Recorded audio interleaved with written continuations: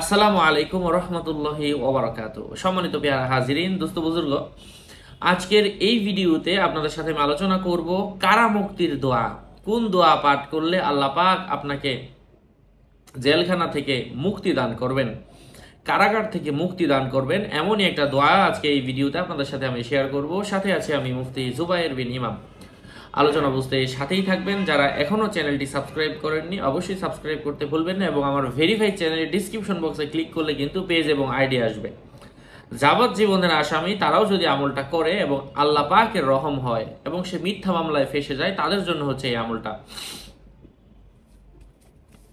কয়েকটা দোয়া এসেছে।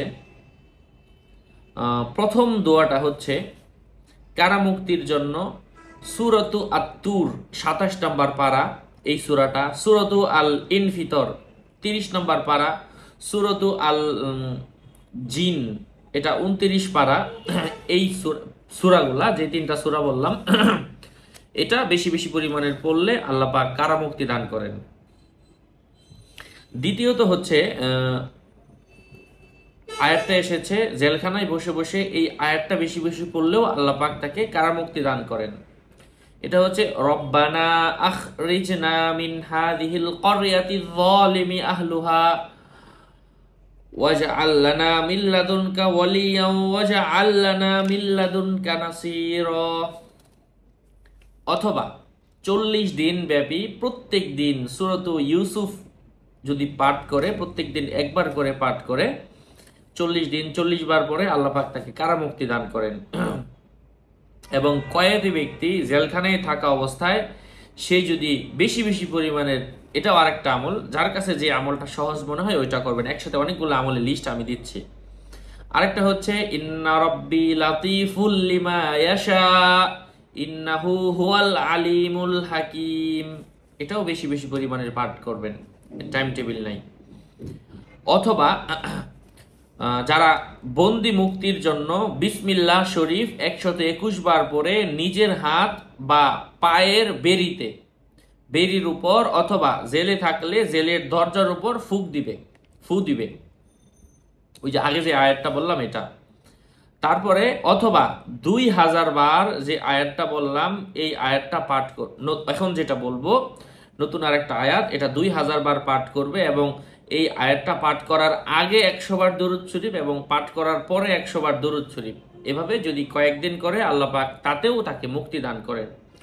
মাশা আল্লাহু লা কুওয়াতা ইল্লা বিল্লাহিল আলিয়্যিল আযীম হাসবুনাল্লাহু ওয়া নি'মাল ওয়াকিল নি'মাল মাওলা ওয়া নি'মান নাসির। আরেকটা হচ্ছে সবার শেষে যেটা বলবো, তাবিজ বানিয়ে লিখে যদি নিজের সাথে রাখে তাতেও আল্লাহ পাক তাকে মুক্তি দান করেন। অরিজিনাল জাফরান কালি দিয়ে লিখতে হবে, এই দোকান থেকে নিয়ে নিতে পারেন, অথবা তার পরিবারও চাইলে এটা দিতে পারেন। 01896426494। আয়াতটা কি? আয়াতটা হচ্ছে বিসমিল্লাহির রহমানির রহিম ইন্না লিল্লাহি ওয়া ইন্না ইলাইহি রাজিউন হাসবুনাল্লাহু ওয়া নি'মাল ওয়াকিল ওয়া উফাউযিদু আমরি ইলাল্লাহ ইন্নাল্লাহা বাসীরুম বিল ইবাদ মাশা আল্লাহু ওয়া লা হাওলা ওয়া লা কুওয়াতা ইল্লা বিল্লাহিল আলিয়্যিল আযীম লা ইলাহা ইল্লা আনতা সুবহানাকা ইন্নী কুনতু মিনাজ জালিমিন তাল্লাহি ইয়া কারীম। আল্লাহ পাক আমাদেরকে আমলের তৌফিক দান করেন। এগুলা সরাসরি আল্লাহর কোরআনের আয়াত, বিভিন্ন জায়গা থেকে নেওয়া সংগ্রহ করা কিছু আয়াত। আপনারা এগুলা পাঠ করেন এবং লা হাওলা ওয়া লা কুওয়াতা ইল্লা বিল্লাহ এটা কয়েকবারই বললাম, কারণ এটা এমন একটা পরীক্ষিত এত চমৎকার দোয়া যা কাবা শরীফের গিলাফের মধ্যেও লেখা, লা হাওলা ওয়া লা কুওয়াতা ইল্লা বিল্লাহ। এটা এমন ভালো একটা দোয়া।